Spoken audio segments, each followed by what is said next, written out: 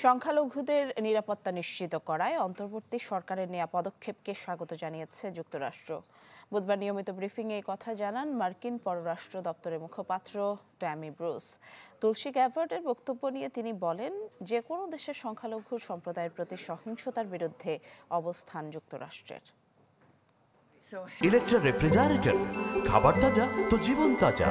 Electra, ফ্রিজের রাজা। All right, so everyone's here, we're all good? মার্কিন পররাষ্ট্র দপ্তরের ব্রিফিংয়ে ফের উঠে আসলো বাংলাদেশ প্রসঙ্গ।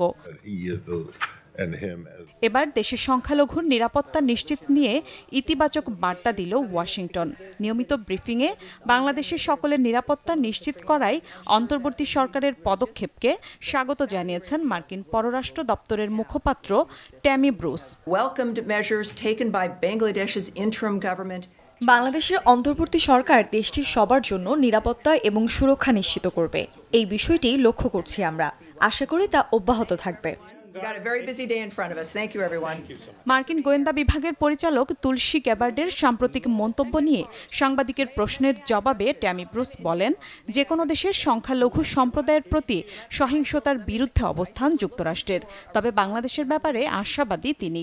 We condemn any instances of violence or intolerance directed toward members of minorities. বিশ্বের যে কোনো দেশের সংখ্যালঘু সম্প্রদায়ের উপর সহিংসতা বা অসহিষ্ণুতার নিন্দা জানায় যুক্তরাষ্ট্র। To ensure safety and security.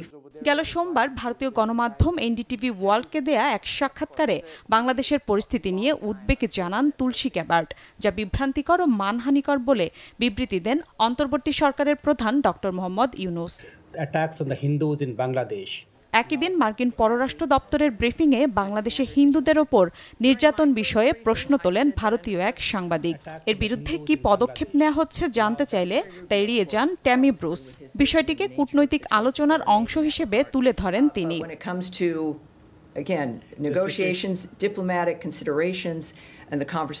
Milla Khandakar, channel 24।